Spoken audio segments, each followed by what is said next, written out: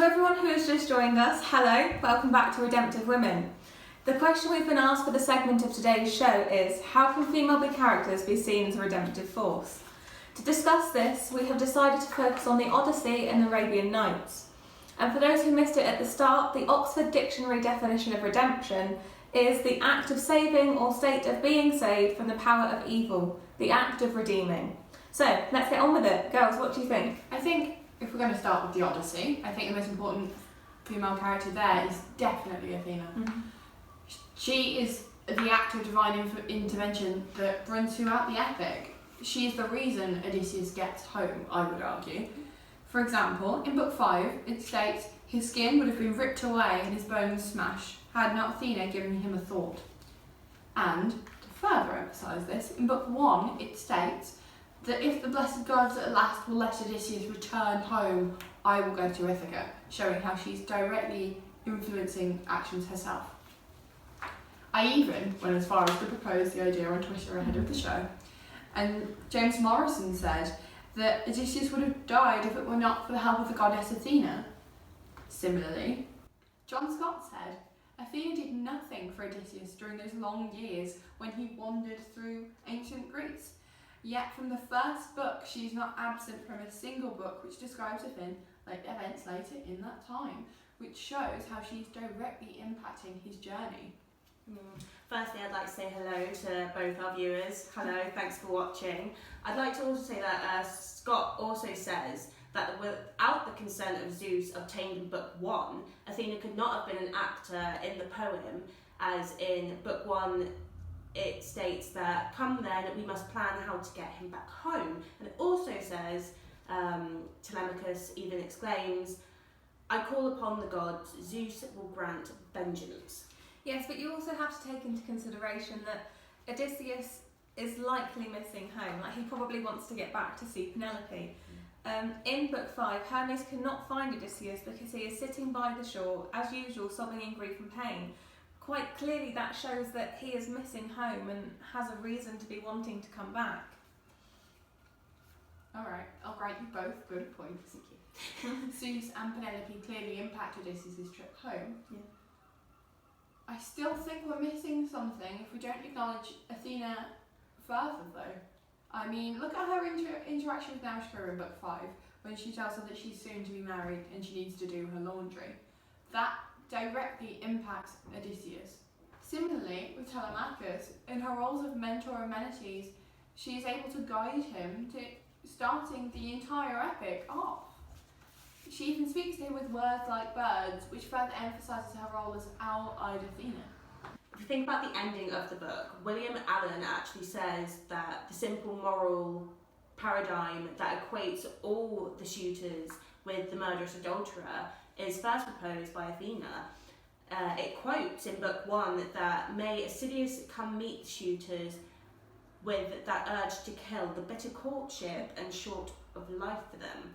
It also states that I refuse to grant these girls a clean death, since they poured down shame on me and mother when they laid beside the suitors, continuing to say that as doves or thrushes spread their wings to fly, which also relates back to the birds. In the Penelope ad by Margaret Atwood, she does go on to say how Penelope has 12 favourite maids. These 12 just so happen to be the ones that were labelled as impertinent and rude by Eurycleia, when in reality they were assisting Penelope by gaining knowledge of the gossip that was being spread by the suitors. This then resulted in Penelope blaming herself for their deaths because she did not inform Eurycleia of this plan due to the lack of trust she had in her. Well, that's an interesting point, and adds something to the idea that maybe Athena isn't as redemptive as we'd like her to be, but it was an adaptation. I know, but it is still something to take into consideration when thinking about the grand scheme of things. Also to take into consideration, Athena doesn't actually save the maids. Very true. And going off from this, I was actually recently reading Arabian Nights, and Scheherazade could definitely be considered as a redemptive force. She's the one that sacrifices herself to save all the other women. Yeah, that's the one. Scheherazade insisted that she would be married to the king, who kills his wives every day after their marriage. She did so to stop this ritual from carrying on and came up with the idea of telling a story that never ends in aim of prolonging their marriage and saving as many people as possible. On page 18 she states, "It will cause the king to stop his practice, save herself and deliver the people." Surely there isn't a female more redeeming than this.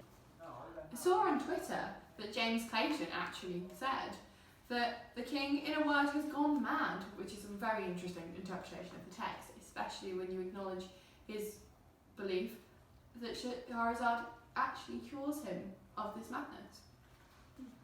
Well, it could also be argued that the sister is also a redemptive force, because as Shahrazad's plan would have failed without her, she is a fundamental part of the story, as if she had never agreed to say, "Sister, if you are not sleepy, tell us a story." That's on page 17.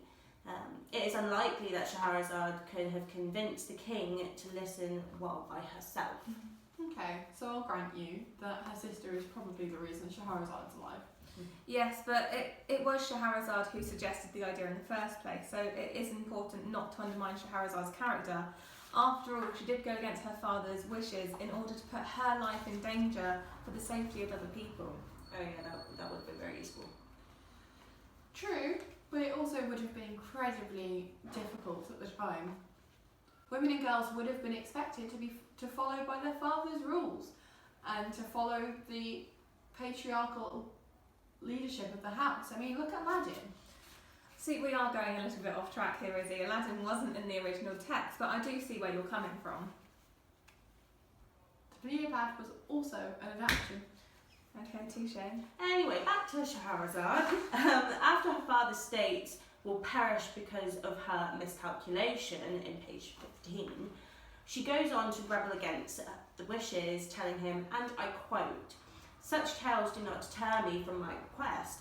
If you do not take me to King Shahryar, I shall go to him myself behind your back and tell him that you refuse to give me to one like him."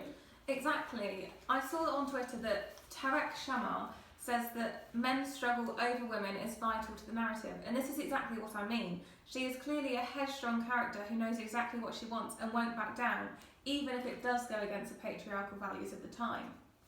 I'm starting to think that she's one of the most redemptive women there is. I mean, if you look at the repetition of the phrase, "But morning overtook Shahrazad and it lapsed into silence," on almost every page of certain translations, it shows that she is undaunted and unrelenting. However, the ending of Arabian Nights is quite ambiguous. You're right, it is. Depending on which version you read, the ending does change. In some, she finishes the story and the king spares her life due to the long life they've had together and the children she has borne him.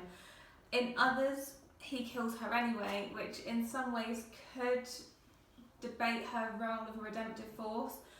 And in others, it's just left as a never-ending story. Bit like this discussion if we don't move on to this ad break.